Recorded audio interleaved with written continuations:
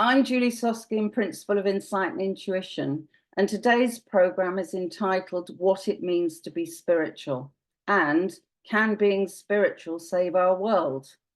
Spiritual is a word we often hear, but what does that actually mean?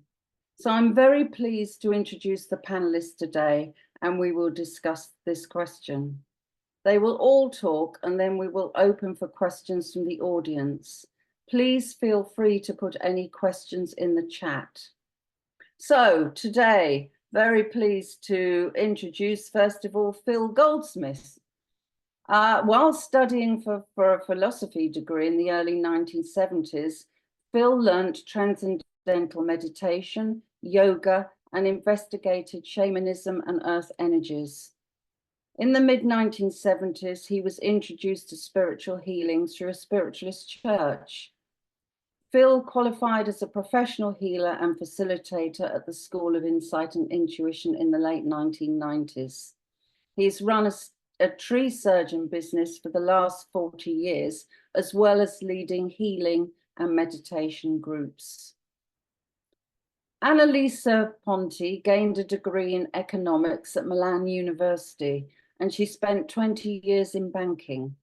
For the past 13 years, she's been a rapid transformational therapist and a self-empowerment coach and mentor, using a combination of NLP, CBT, and neuroscience. She perfected her healing curriculum with Marisa Peer School and the Coaching Academy in London. David Manning has been exploring the field of consciousness and healing for over 35 years. He trained at the College of Psychic Studies and went on to work there as a sensitive course and workshop leader. He now lives on the South Coast in the UK and runs an online business, working one-to-one with clients and offering weekly sessions of group energy work. There are our panelists today. And without further ado, I'm going to hand over first to Phil. Hi, Phil. Hello, Julie. So, I will just begin. What does it mean to be spiritual? It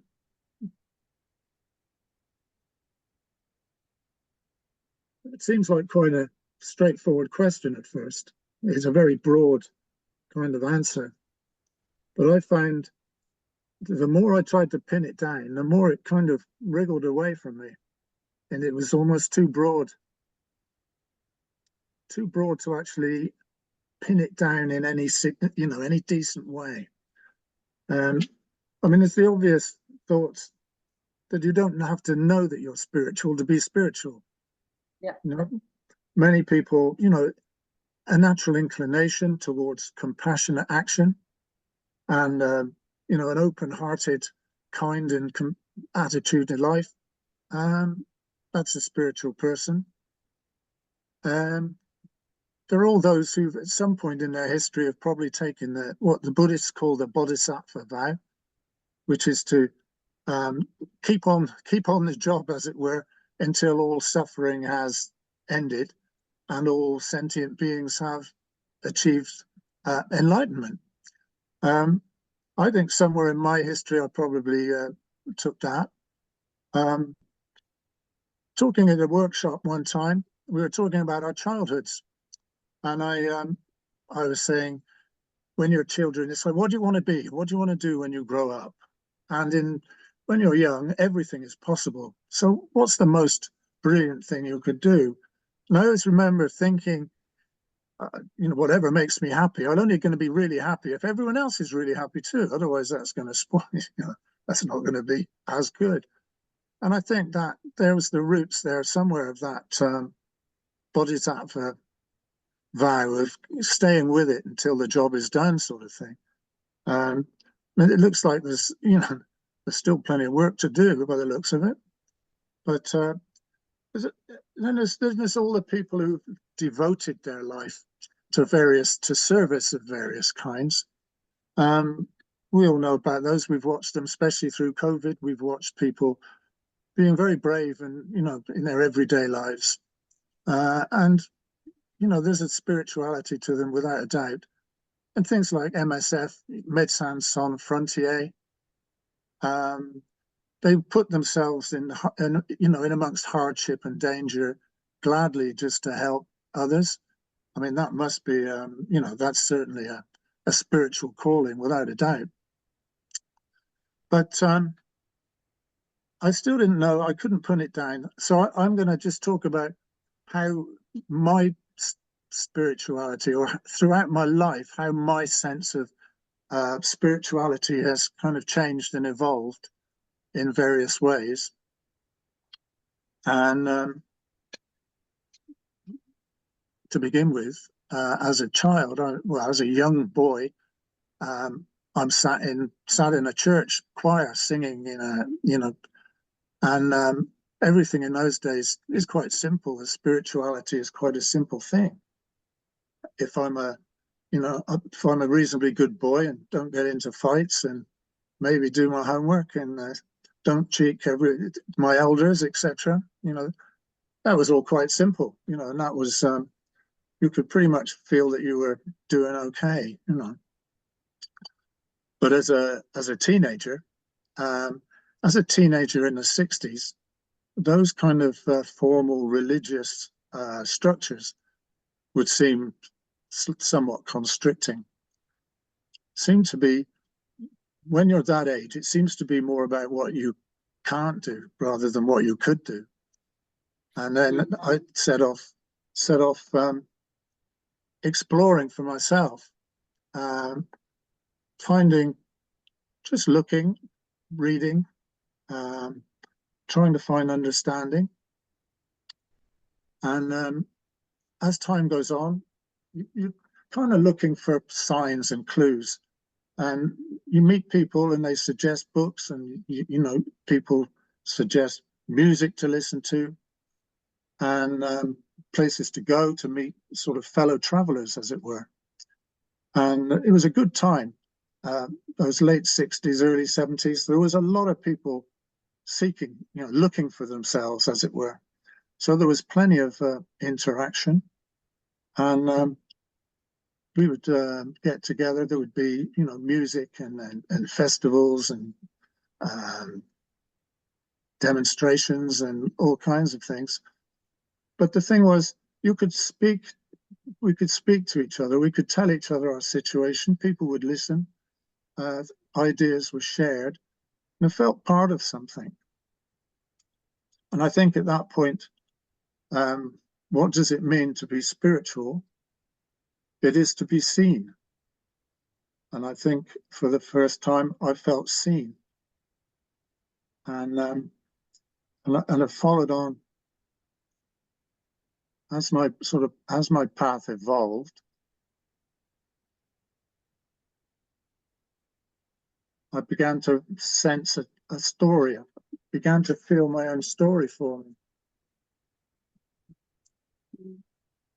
And needed to feel that I was the protagonist in my own story, get a sense of self. And I would go out, and I wanted my story to be in the big story. I wanted to be part of the big story, even if it was just in a minor role.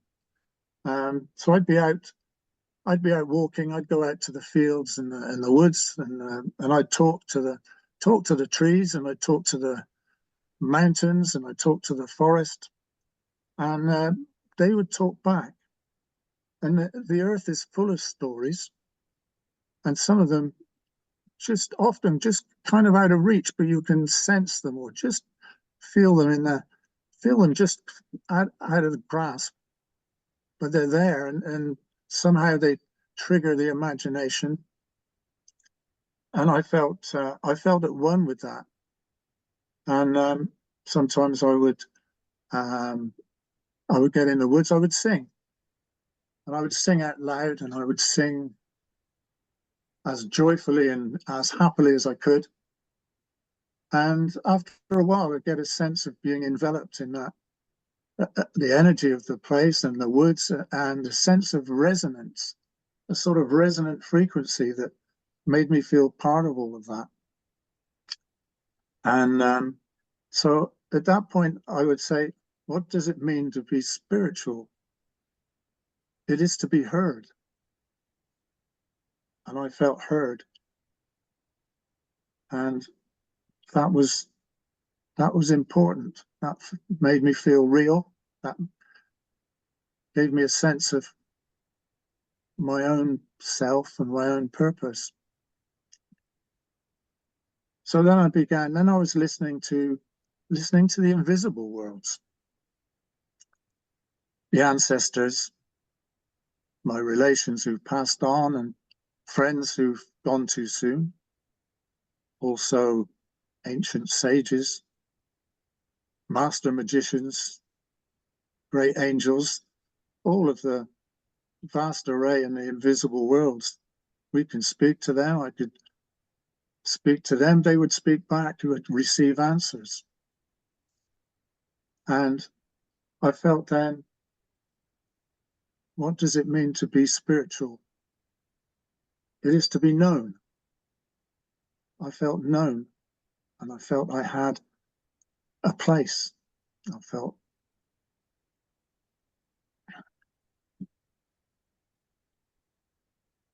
Would you describe that feeling, Phil, as a oneness? certainly, yeah, Yeah. yeah, It's yeah. Sorry. It's interesting, isn't it? Because when I was doing my research PhD, there's three major ways that people find their spirituality, and one is through earth, is through the connection with nature. And so I'm not going to go into details about all the research, but basically, a lot of men find their spirituality through nature. And certainly, knowing you for all the time I've known you, I'm not surprised to hear that. But yeah. So I mean, you've said quite a lot here. I've just been writing down a few notes as you've been talking, and I think some of the things that I hear from people is that they feel pushed. They don't know what it is that's pushing them, but there's something they can't sort of grasp on a rational level, but they feel pushed. I mean, that's a really common statement I hear. And would you say that was the same for you, Phil? Pushed in what way? To Well, there's forward, something to understand. else. Yeah. I mean, oh yes, yeah. The title of these webinars are More to Life, Yeah, and it's yes. like that Right. point where Okay. people say, you know, oh, there must be more to life than this. I certainly said that. Yeah, I can remember almost like stamping my foot in that if there's not a reason, if you can't tell me something, I'm not going to play. I'm going to. It's really. I was quite young then, but it was a sense of almost demanding. I think it was almost demanding that the universe shows me something, and that's you've got to be careful. I think when you challenge the universe, but yeah, when you're young and foolish, you get but that sense of being pushed or driven. Yes, I was I would say desperate, but that became the whole focus of my life and has been ever since, really. But at that point, needed to find a real connection, needed to find something to feel real, something to feel that I was connected to the whole of reality. And those oneness moments in nature were a lovely way of doing that. I felt like the first time I was laying down by a stream under a tree listening and having answers. I was thinking the questions that ran through my mind and found answers coming. And then after a while, I realized I don't know that. I didn't know those answers. They've arrived. They've been offered to me from somewhere else. And that was wonderful. That was wonderful. And that's kind of set me going ever since. The fact that the universe hears us, the universe responds, and is a it's an interactive being, and we can, as we talk, it listens, and we can, there's a conversation going on, you know, and as I've been saying, I see it like a story, you know, we each have a story, and maybe that story can become part of the bigger one, you know, maybe we can put all our stories together. So, yeah, expressed your own sense of that, and this is probably a question for everybody present today. How has that affected the way that you live your life now? I mean, you know, that we have diverse people in our world with diverse beliefs and so on, and some of them are spiritual beliefs, some would say religious and so on. Has that, and this is a question for everybody actually, not just for Phil, maybe you can say something, Phil, briefly, but has that affected the way that you open yourself to other people, for instance? Yes, it certainly has. Yes, I mean, I wouldn't say I open myself to everybody, all and sundry, but you know, I certainly feel I can be, if you know, if people are happy to be with me and listen or converse with me, I'm happy to be. I'm happy to be as open as you like. You know, I'm happy to talk of any subject, and I you know, there's nothing better than to get into a, you know, some kind of deep conversation, deep talk with people and find out what makes them tick as well. Yeah, for certain. I think people are fascinating. I just say one thing before we move on from you, Phil. I'm smiling because when you mentioned about thinking what you wanted to be as a child, I can remember being asked that at school in my very first class. I was about 4, and all the other girls, because I went to a girls' school, were saying they wanted to be a nurse, they wanted to be a teacher, and I thought, how boring is that? And then I thought, what do I want to be? I want to be a tree. I want to be a tree. That's good. Yeah. Roots in the ground, branches above. Yes. All right, my love. So can being spiritual save the world, Julie? I need to just say a few things there. Yeah. So I've thought, I've written down here, Mother Earth has a story. She has her own story, and she's invited us to be part of that. And can we accept that invitation? You know, we've been brought here. It's not just random chance we're here. We're here for a reason. And it's just a case of, you know, can we stand up? Can we stand up and do what we need to do? And I've had the lines of a song from the 70s keep creeping back in at the moment. And it goes something like this. If everyone was listening, you know, there's still a chance that we could save the show. Who'll be the last clown to bring the house down? Oh no, please no. Don't let the curtain fall. And that seems to sum it up. We've got a chance. We've got a last chance to kind of save this thing. But I think you know, on the theme of story, I was thinking Mother Earth is the master storyteller. And as we all know, all the best stories have a happy ending. So that is my conclusion. Well, that's a very nice way to finish. Thanks, Phil. That's lovely. Okay. Okay, so let's go to Annalisa. Annalisa, there in Italy. Are you in Italy? Yes, Julie, I am. Yes. Welcome. Thank you to everyone for being here in this afternoon. Saturday afternoon is not easy to be connected online, but it's such a beautiful setting and opportunity to discuss something so deep as what you have posed as a question, what it is to be spiritual.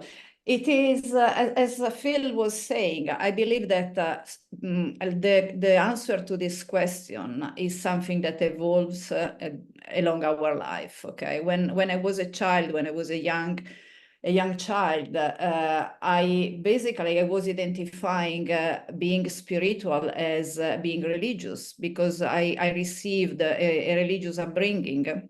I was raised Catholic, And so for me, being spiritual meant really to follow the guidelines, the principle of Catholicism, following the rules, behaving in a certain way. And things started really to change. So my understanding started really to move in my teenagerhood, when I started to realize that, I mean, being religious as I was, following a church or following something, was not really, was creating paradoxes, because religious people seem to have the same type of principle, but not being capable to go along with in between them. And that was the first kind of thinking that put me off, because I couldn't understand the why.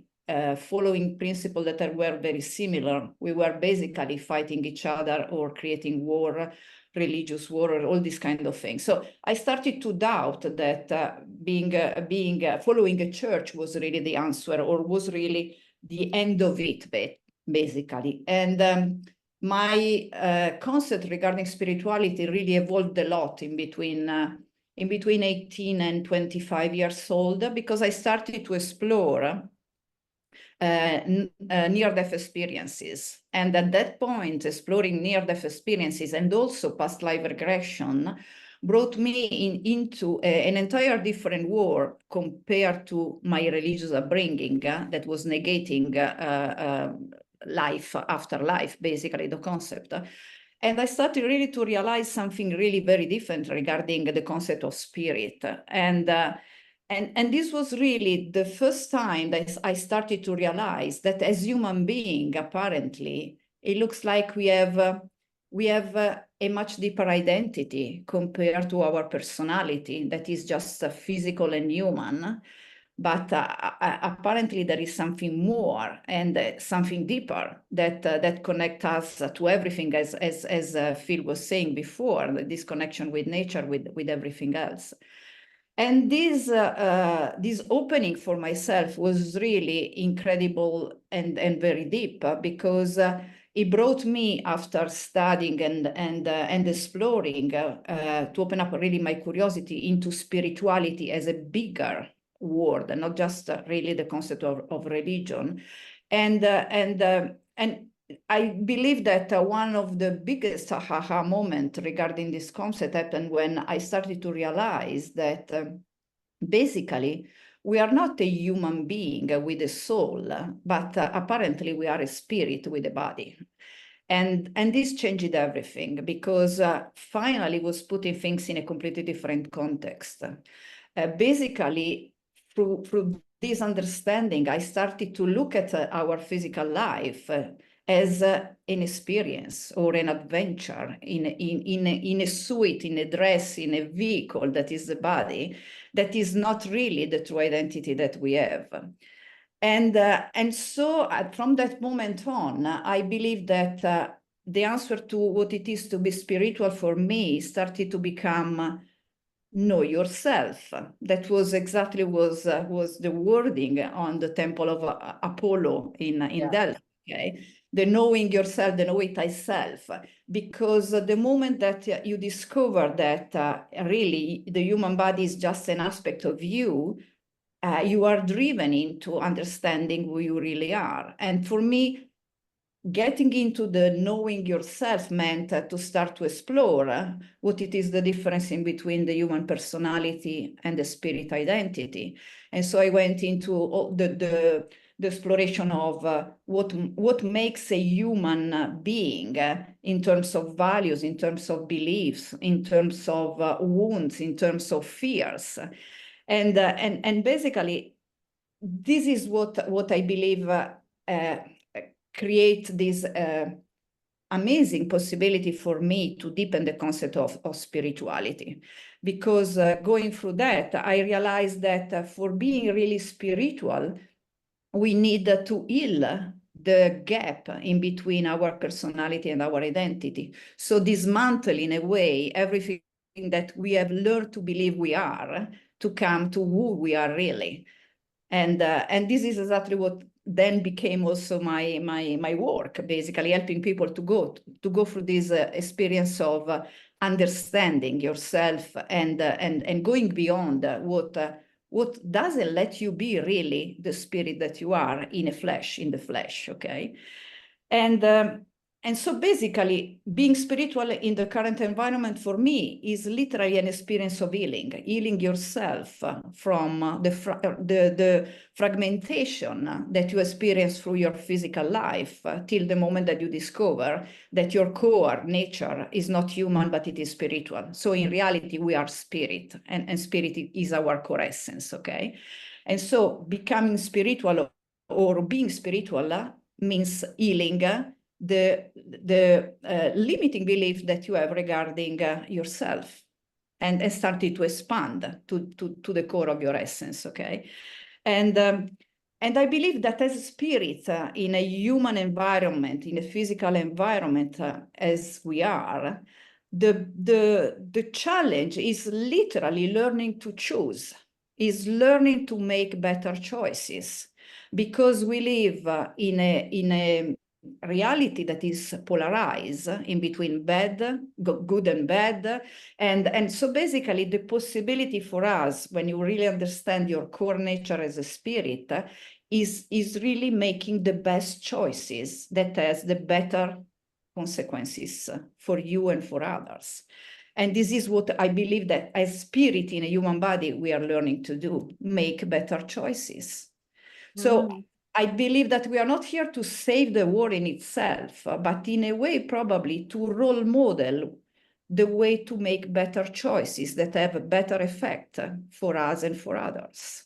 And this is the point where I am, basically trying to practice that, trying to be someone that in honoring what I have learned till now regarding myself, makes the priority of our daily life really to make the best choice I can, to create the better effect that I can.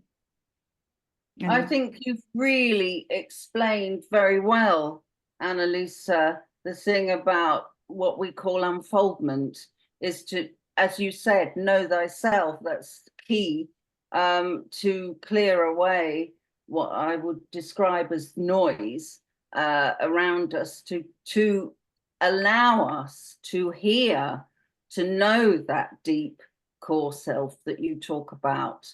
And it is a challenge, but it's also exciting and adventure, as you rightly said. But it's interesting, I'll make a comment about what you said about the church. One of my parents, my mother came from a very strong Catholic family. My father came from a very strong Protestant family, and I experienced both.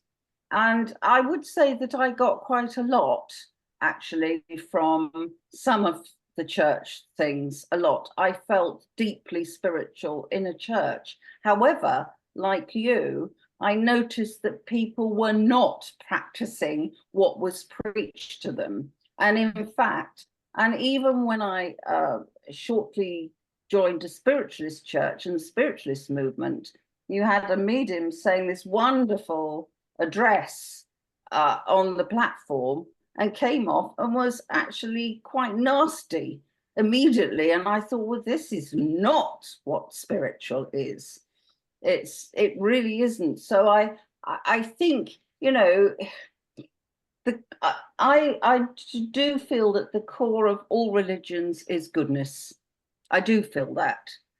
And I feel that for some people, that root is important for them.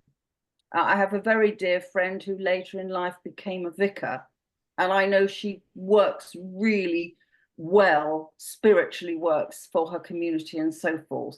So I don't say I'm anti-church or beliefs, but I think if you've got to get to the core of that, the truth there, and then you will find the spirituality. And for most religions, that is sort of the mystical side, I would say, and each religion has a mystical side, actually. I think it was, who was it just said, was it the Dalai Lama that said that people are best if they follow their spiritual path through their own culture, which I thought was a very interesting comment. And I think one can do that. But also, I love the fact, dear Annalisa, I know exactly that you are doing all you can to make the right choices and know what the right choices are. I completely concur with that. And sometimes the right choices are not what we think they ought to be, are they? Yeah, absolutely true. Thank you, Julie. Thank you so much. David, hi, David, how are you?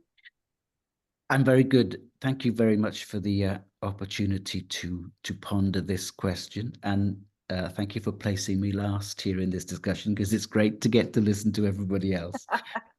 Really, really lovely conversation to be a part of. So thank you. And it is a really broad, when you start to think about this subject, what does it mean to be spiritual? I think it means a lot of different things to a lot of different people. And I've sat with this over the past few days and really sort of meditated on it, and it kept coming up with this understanding that there's a set of values that we aspire to, that and for me there was a point of awakening, and I think you touched on this, Julie, in one of your comments, that something was starting to emerge from within me that I couldn't any longer deny, and it had been present early in my life. But of course, early in my life, there was no framework for me to understand that. There were things that had happened to me as a very young child where I would have frequent out-of-body experiences. So there was always a deep awareness in me that I was not confined to my body. But it was an awareness that I didn't articulate in any way. So it was just an awareness that was there. And it wasn't until years later I realized how significant that was. Something else that happened was that my father died when I was almost 15 years old. And seeing his body was an extraordinarily powerful experience, because I understood completely that my father, wasn't there. And that was like a light bulb moment that was very, very profound for me, in a sense that I knew he was okay, that he wasn't in his body, that he was happier out of his body than he had been in. And again, because I was young, I didn't question that any more deeply. It was another of those things that later on I realized, oh, that was a key moment. Something that we've all talked a little bit about religion here, and I think I'm going to make some very broad sweeping statements, and I think we're in a time here of an enormous spiritual awakening on the planet. Yeah. And there are stages of evolution that we move through, and there's been a planetary, for thousands of years we have explored our spiritual nature through religion, and I think we're starting to move beyond that now. The religion tends to be, and as I said, I'm making broad sweeping statements here, tends to be a set of rules that can be applied from the outside, by which you live your life. And they're important rules. They're really necessary. Don't murder, don't steal, don't cheat. We need those sorts of rules because they make society easy to navigate within. I think the spiritual awakening that happens, and it's happening, I believe, many people believe now at a collective level, is where those rules become integrated and start to emerge from within. You have a deeper understanding of what is your truth, because it's expressing itself from a different level, and we tend at that stage to move away from religion perhaps, or don't find it as appealing. And I know for me, I rejected religion in my teenage years, and what I was rejecting was the Christian version of religion, because it didn't make sense to me. I think we've all talked about the the dichotomy between what was taught and what was how people were living, and it seemed really strange. And but I knew that there was a deep interconnectedness of all of life. And I had always read those books that were popular in the 70s by Erich von Daniken about is God an astronaut, or was Jesus an astronaut? Those sorts of things, and Supernature, which were about the interconnectedness of all of nature, and those made real sense to me. But the way religion was taught didn't particularly. I hadn't understood that there was a mystical aspect to religions at that stage. And I think there's that, so the emergence of inner realities starts the process of inner exploration that Annalisa touched on, where you come to know yourself, where you come to understand your woundedness, and that initial phase of the spiritual journey that we all seem to move into is I think characterized by the need to heal the wounds that we've lived with. And there's a deep need to be out of pain. So the first part of the journey seems to be focused on healing. And then as we move through the phases of healing and deepen into the different dimensions of self, it becomes a real exploration of our inner nature and core truths. And then, so if religion was a container that held us, spirituality then becomes another container that holds us. And I think we start to move into a field of uncontainment that is far bigger than spirituality even, which becomes consciousness itself. And we start to identify ourselves as infinite. We start to touch those experiences that where we are connected with everything, the stars, the trees, the waters, the all of life, and know ourselves as beyond all of the limitations and the rules that we have contained ourselves within on this planet. And so you go beyond that field of right and wrong, of good and bad. And it's not that our behavior, it becomes more rooted in just a complete understanding of oneness. And so to behave in ways that cause harm or discomfort to others means you're literally doing that to yourself. And you feel that at this deep level as we move into those deeper levels of awareness and consciousness. And so I think our nature is perpetually spiritual. We can never not be spiritual because everything is that.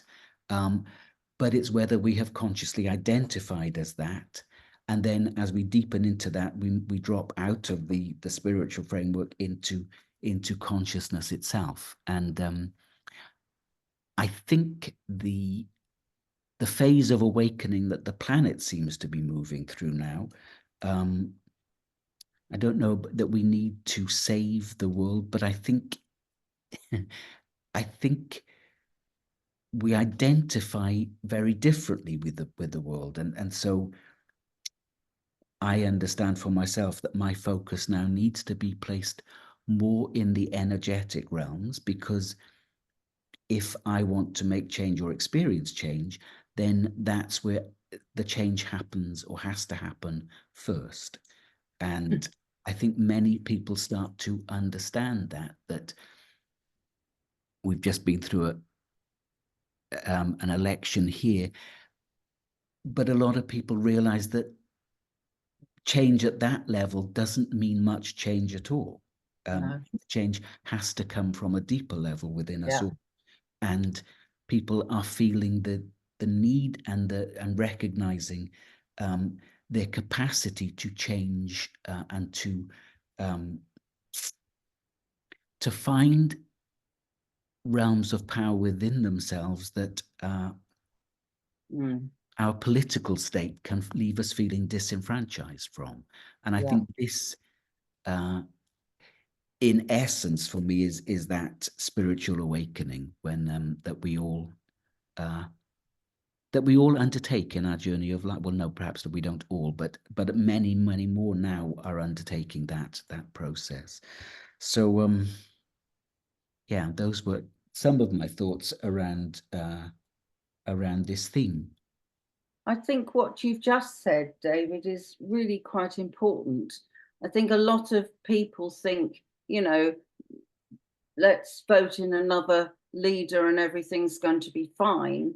Actually, the change comes, as you rightly identified, within ourselves. And, you know, I think people sort of hang their hat and their hopes on, you know, this almost like a messiah complex. We want this person to save us, but another person can't save us. Another government or whatever can't save us. It's within ourselves. I think that's really important. And when you were saying that, and also you were talking about the stages of spiritual growth and spirituality, you know, there are definitely, I've identified definite stages that people go in. One really strong one is the hermit stage. I think people that, you know, are aware of what you all have been speaking about, there is a point where you go within, and that doesn't mean you live in a cave like a hermit, but it does mean that you retreat within yourself to find that inner light. You know, I'm thinking of the tarot card here of the hermit holding the lantern, which is the light within. You know, that's what it's about. So I think that's important. I mean, also, I think there's, maybe I should have phrased the question a little bit differently. You know, what does it mean to be spiritual? What does it mean not to be spiritual? And, you know, I think there's quite a lot of idealism when people come into this. And, you know, with the internet and everything, people are bombarded with all sorts of things. And some of it's terrific and some of it's not. But a word that you often hear is unconditional, unconditional love, unconditional love. And of course, it's true. We are looking for unconditional love, but, you know, very few people, in my experience, really acknowledge what unconditional means. And that means to give as much open-heartedness to someone who votes for a different party or has a different culture or anything. It's about being unconditional. What the word says, no judgment, unconditional. And, you know, I worry a bit, I don't know if you guys do, I worry a bit about what people call the echo chamber now in social media. And it's perpetuating, and people don't listen to other people. They just want to perpetuate their own thoughts. And some of them are not very pleasant. So, you know, unconditional is open to it and being with yourself. I mean, so much here we could talk about. And I just pose a question to you all before we look at the participants here today. One of the subheadings of this webinar was, you know, with being spiritual, save the world. And then when I thought about that, I think, well, does the world need to be saved? You know, it's an adventure, as we've said. It's a challenge, and it might be that our world will always be a challenge and an adventure. Maybe that is part of what our world is, to evolve, to progress, and so on. In spiritual pathway, very often people reach a point where they come to what is often called the dark night of the soul, where things are pulled away, their life is pulled from under them, and it's like, what's next? And I think globally that is happening very much so. People's lives, the rug is pulled from underneath them. Where do they go? Where do you go when that happens? There is only one place to go, and that's within yourself. And that's a major, although it's not comfortable for most of us, but it's a really major turning point. And maybe that's what's happening today. I mean, I don't know what the world would look like if we were all spiritual, dancing around and love and light. I mean, I don't know that we would progress, actually, if we were all spiritual. I think we need a challenge. We need a bit of dark night sometimes, but you know, that's another thought. I've got a message up here from Trish that says, I see that it is all vibrational. Yes, and David talked about energy and working in the energy field. Absolutely. Anybody else want to say anything? I do, Julie. First of all, just what wonderful comments people have made. It's just been fascinating to me. I can, and maybe because she's the only female that spoke, but I can really relate to what Annalisa talked about. Going through, being exposed to religion at some point and then realizing, well, that's not quite it either. I think religion and spirituality are two different things. However, it doesn't mean they can't coexist. They can, Yes. but all too often they don't, sadly, which is a problem. For me, I think that the way I can sum up my feelings about spirituality most simply and succinctly is to follow the Native American path, where we always hear we are all related. We're all related. And we are. We're related to the earth. We're related to the universe. I get goosebumps saying it. We're related to one another. You're all my, relations. And one of the most damning things a Native American can say about somebody who's not being nice is that this person acts as if he has no relations. Oh, and right. Yeah. So because if you don't realize that you're connected to everything, then that's going to be a problem. And I think we come into this skin to experience all things. That's my take on it. To experience all things, we learn to understand all things. We learn to understand ourselves and one another, and make better choices. With each life cycle that we go through, we make better choices, or at least we make choices that help us be more complete in our learning, so that we can use that knowledge going forward. And so that to me, in a nutshell, is what spirituality is about. And I didn't realize what a spiritual person I was until as an adult, I was being catechized as Catholic. And a lovely Monsignor that was catechizing me, and he was very liberal, which was good because he didn't, push me away intellectually right off the bat by any means. But I told him, I said, well, I see God in everything. I see God in the trees and the earth and in other people and so on. And he said, oh, you're a pantheist. And he went ahead and kept on, working with me and catechized me and baptized me. So, yeah, I think I've always sort of seen that. There's more. Spirituality is something, understanding there's something bigger than us, of which we are a part, an integral part. Yeah, I think the related thing you're talking about there, Elizabeth, is very, very similar to the Buddhist idea of oneness. We're all one, we're all in together, which means we are also related to those people we don't like very much. Absolutely. We might even think are bad or evil, Yeah. And I think that's an important thing to acknowledge. We're not just related to good people, we're related to people who do everyone. things. And if we will experience ourselves as good and bad, and I say God turns up sometimes as Adolf Hitler and turns up as Mother Teresa. It's still God stuff. We're all God stuff. We're all part of the Creator and creation.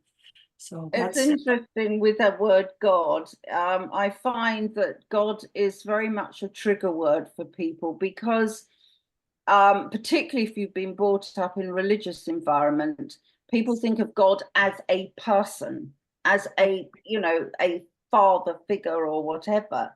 And actually, to me, God is not a person. God is an energy. It's a pure energy that runs through everything. And I think some of the problems in religion is the personification of that.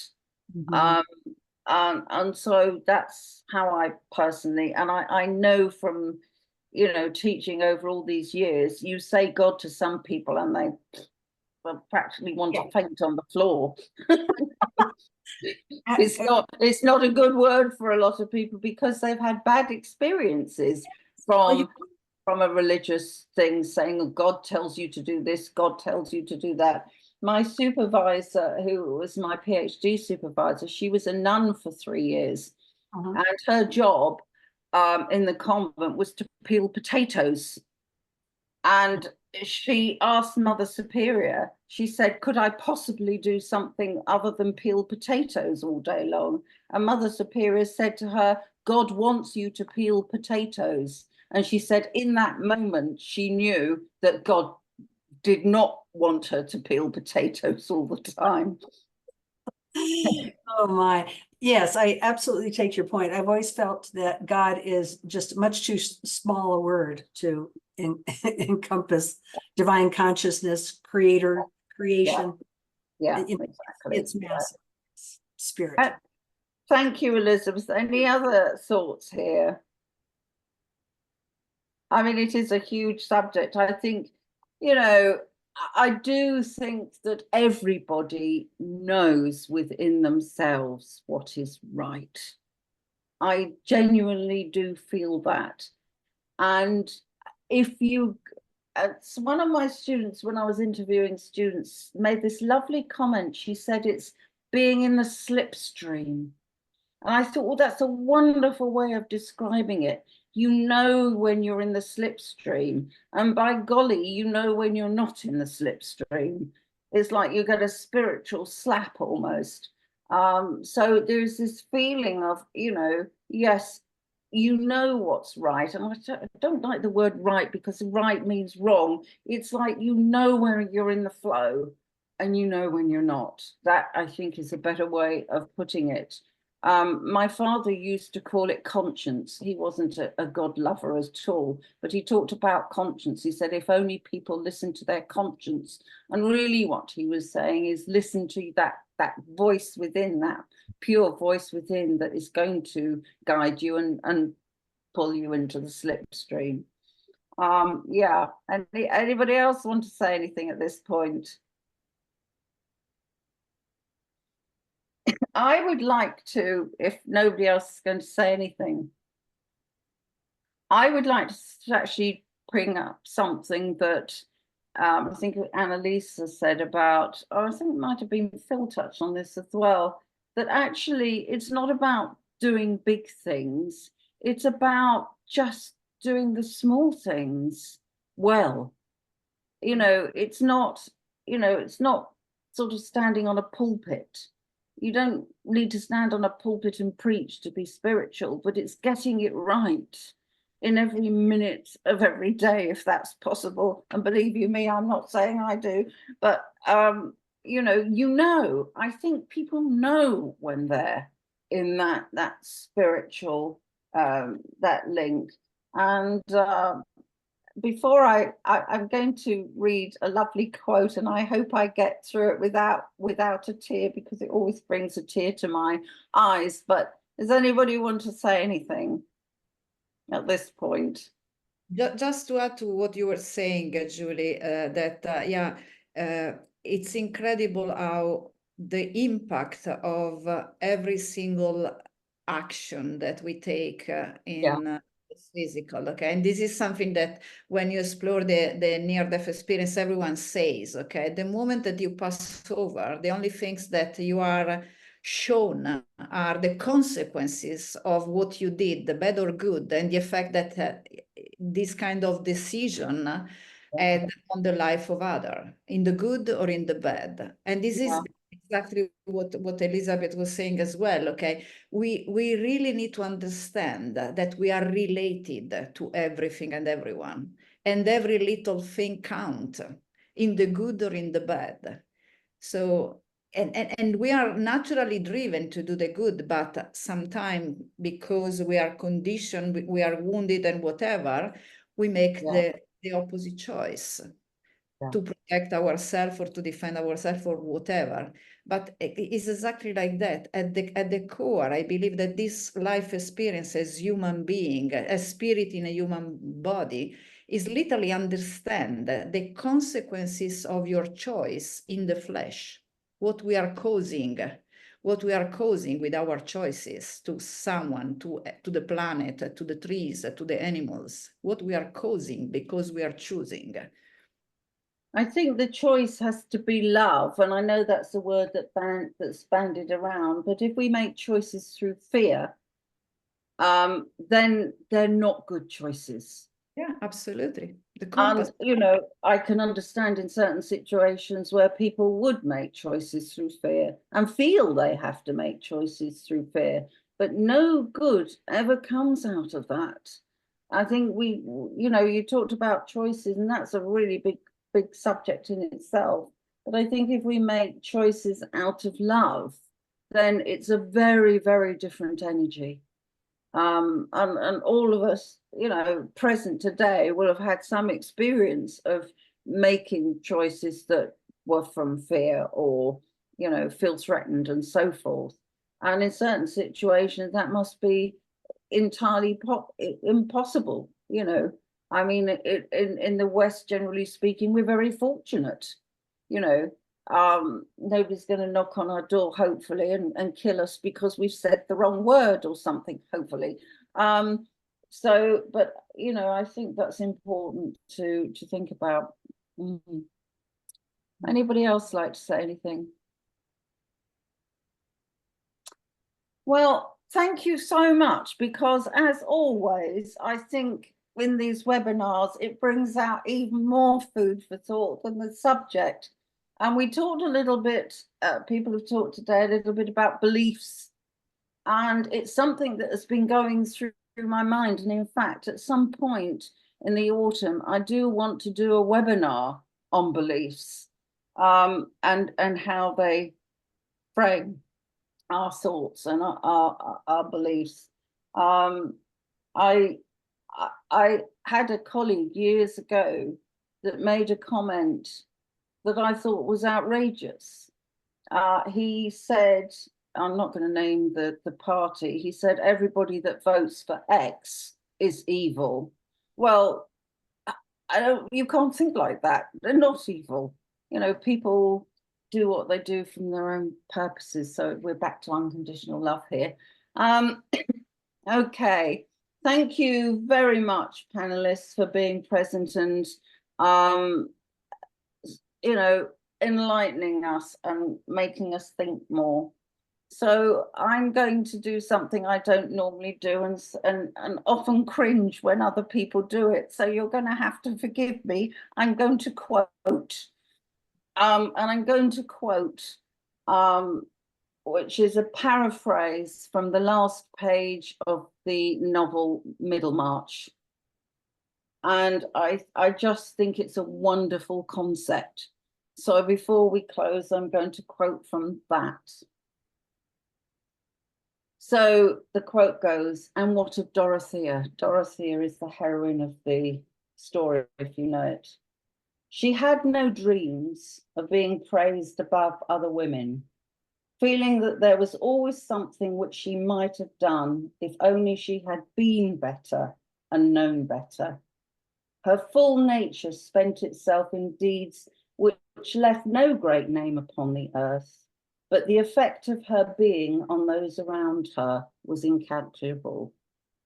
For the growing good of the world is largely dependent on unhistoric acts, and all those Dorotheas who live faithfully their hidden lives and rest in unvisited tombs.